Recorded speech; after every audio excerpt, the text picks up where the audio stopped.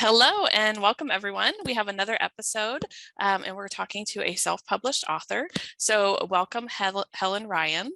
And Helen, if you could just take a couple minutes maybe and give us some background on you and how you even decided to write your first book.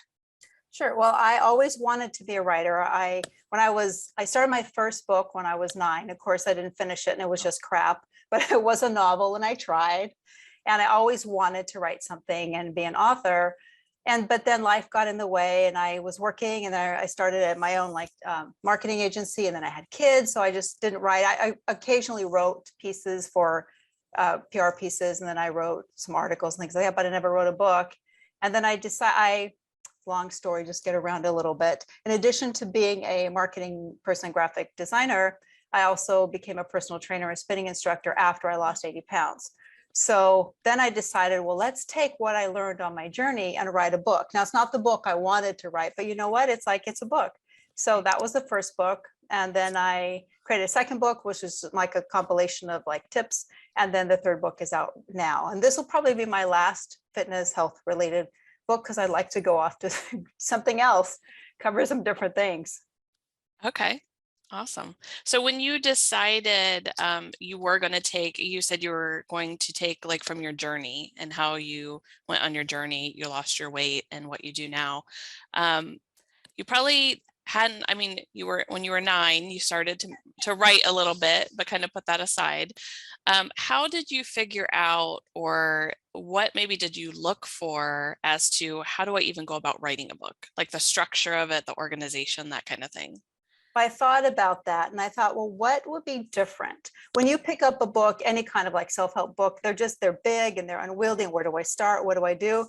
I decided to break it down into 21 days. I called it 21 days to change your body and your life. Of course, you can't change your body and your life in 21 days, but you get started on the journey. So then I decided, let's break it down into 21 days and 21 chapters, but then let's do mindset and more helpful information in each chapter. So I had a page for mindset, and then I had a page for the basics, what is fiber? Because one of my friends, said, I don't know what fiber is. I explained that. What is fiber? Exercise. I just talked about that kind of thing. So that made it so much easier because I suddenly had a plan.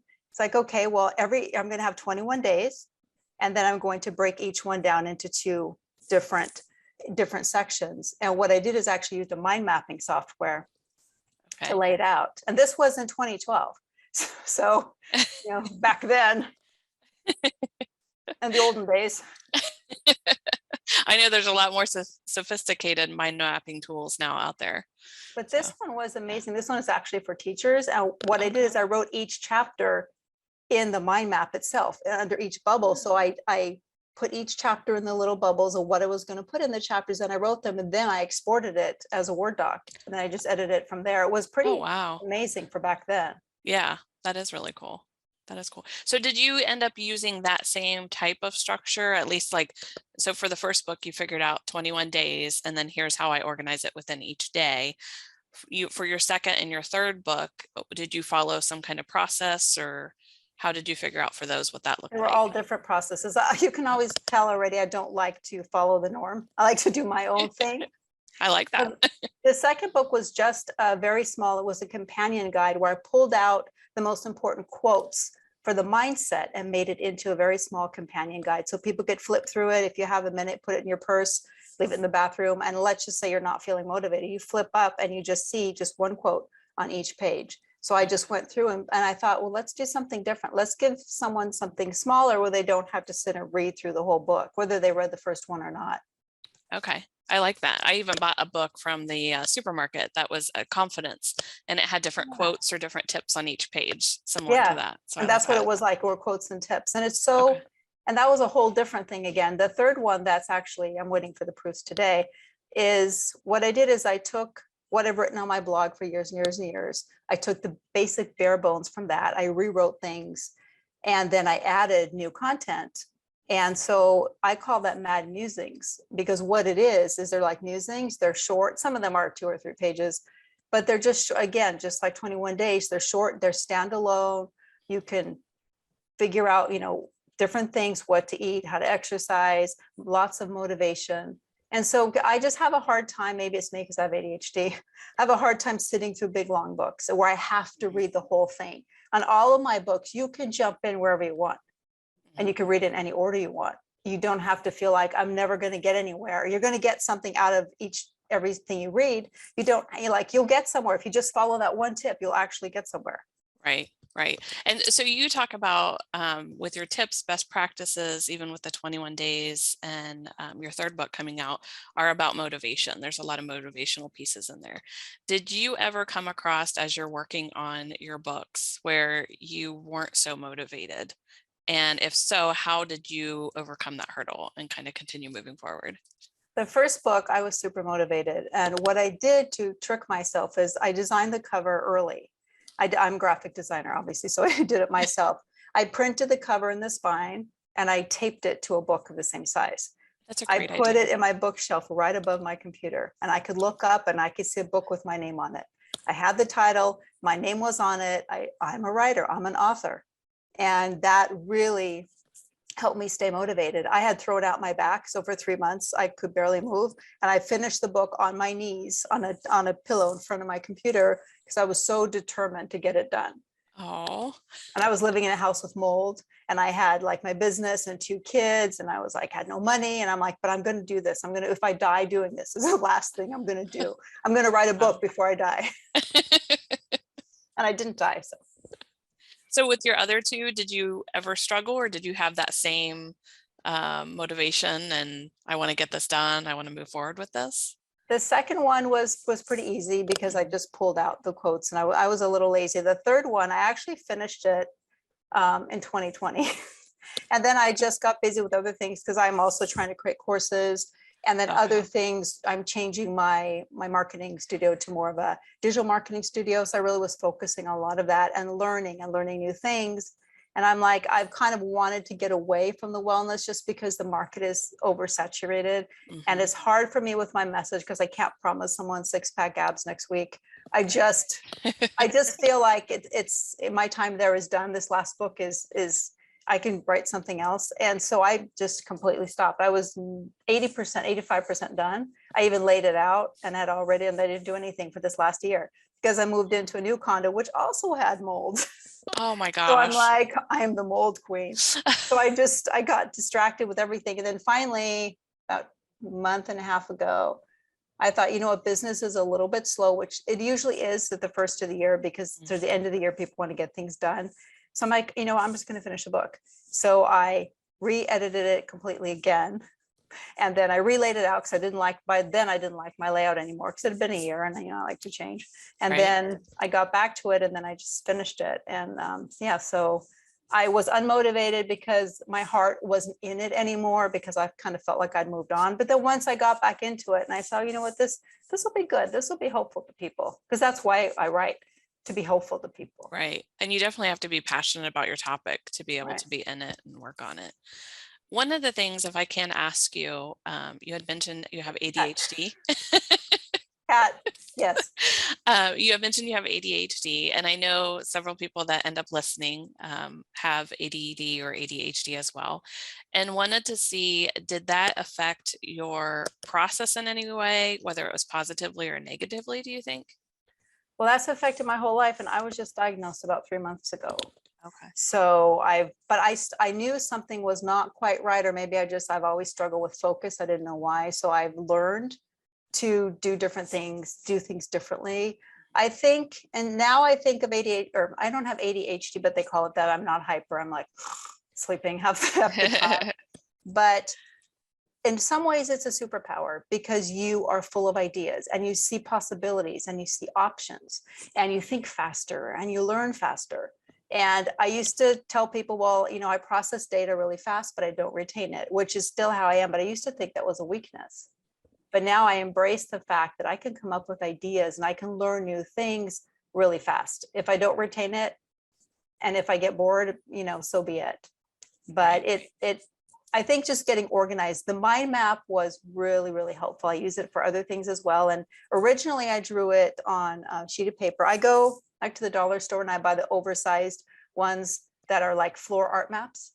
floor art pads for kids. Uh-huh. And then I just start drawing, and I do that for marketing. I do that for everything. And I just start like, what is this going to look like? And then when that's done, then I can transfer it to the computer. But seeing it visually like that, and you see all the steps, and it really helps. I don't know if Yep. it helps others with ADD, but it helps me immensely seeing it laid out, because I don't get overwhelmed with all the details. If it's just on a long list, I get overwhelmed. But seeing the relationship, and this could be done together, and this could be done. Okay, so I could do this over here like this at the same time. It was really helpful to organize your brain.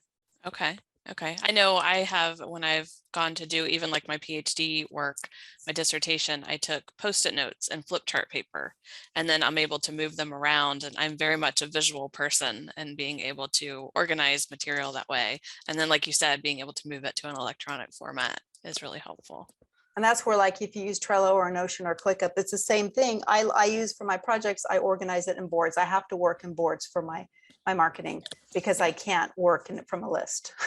Right. You have to figure out, how you learn and how you work, and then just do what fits you naturally. Don't try. When everybody says you have to get up at 5 to be successful, I'm up until 5. I'm not getting up at 5 because I'm a night owl. So you can't fight your nature. Yes, everybody's different. Something's going to be different that works for everybody too.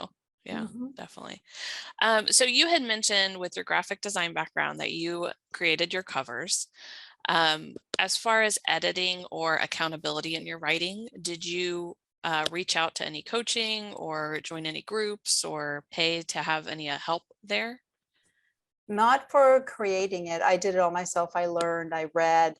However, when I was done with the book, I edited it, and then I gave it to a friend of mine who didn't know much about like training and things like that. I asked him, I said, can you read this over to see if there's too much trainer speak? Because you know what you're talking about. I know what I'm talking about.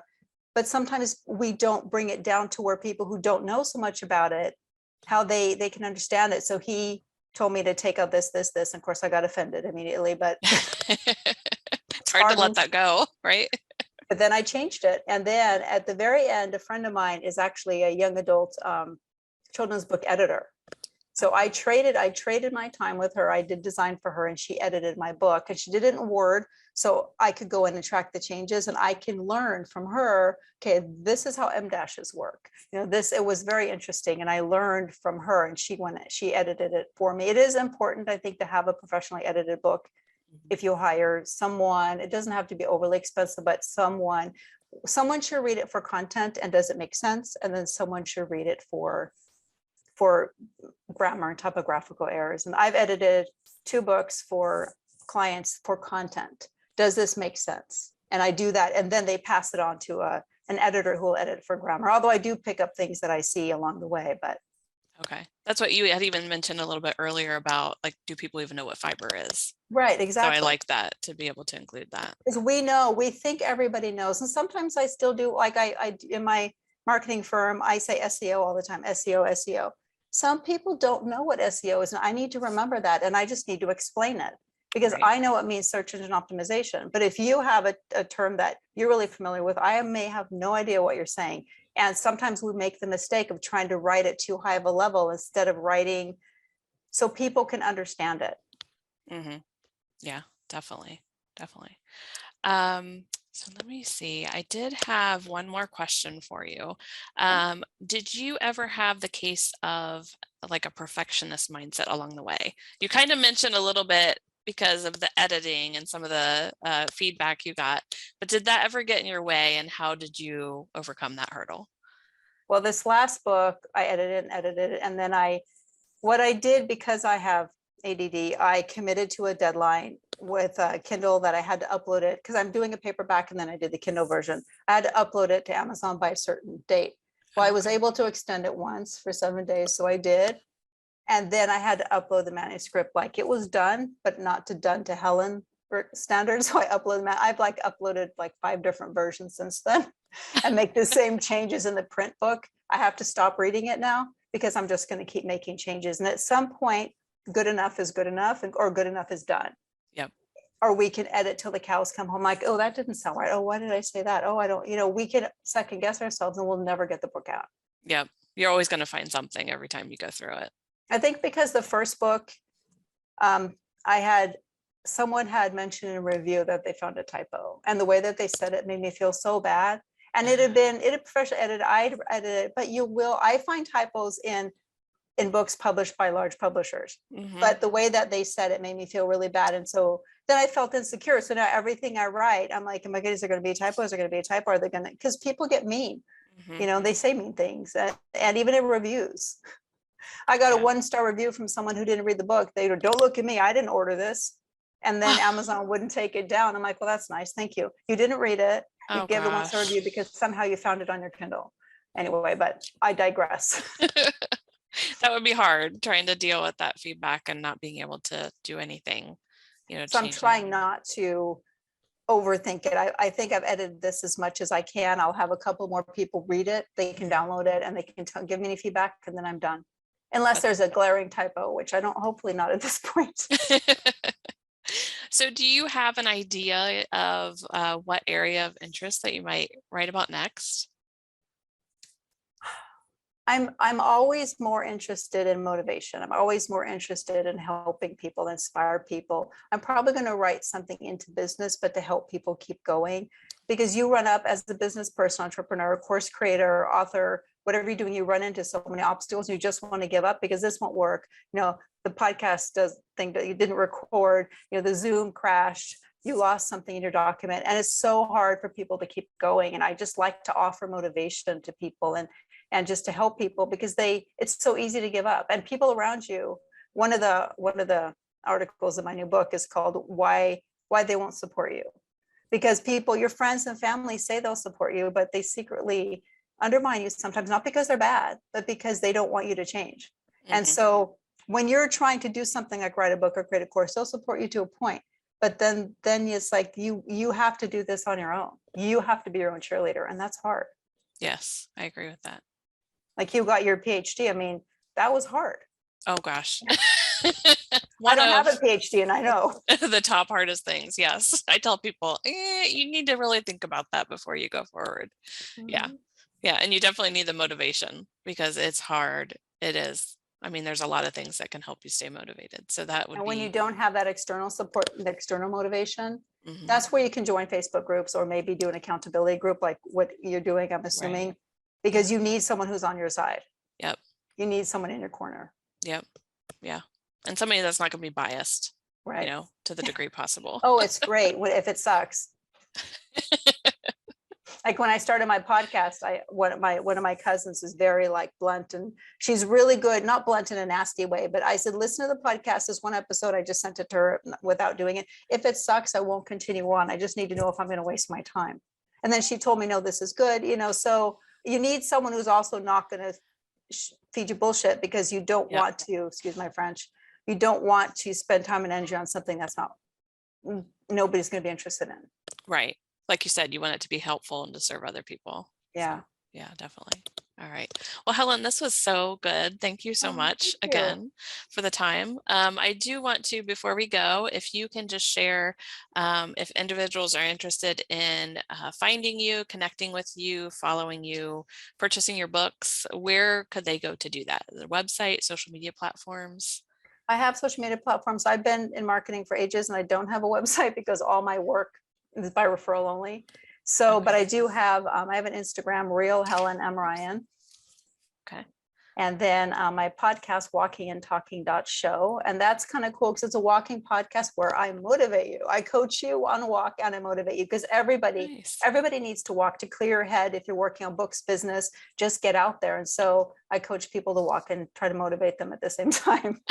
Are those a number of minutes? Like how long are your They, episodes typically? they vary. I've been making them too long. Some of them are 10 minutes, 15 minutes, 20 minutes is what I'm aiming for. Some of them are 40 Okay. minutes because I get on a tangent. I'll But definitely have to look that up because when the weather starts getting warmer here in Ohio, I definitely want to get out in my neighborhood and yeah. walk. But it's really hard to just walk and not listen to anything or. And so I do a version of every episode, because I'm OCD, but not OCD, but I act like that. There's one has background walking music and one doesn't. So if you want background walking music, you can pick the other one. I do have a blog called realworldweightloss, realworldweightloss.com, and that's where you can find more information about my books. Okay. Okay. So Awesome. Awesome. So thank you, Helen, again, for you're joining welcome. us. And we'll see everyone in the next episode. Thank you very much.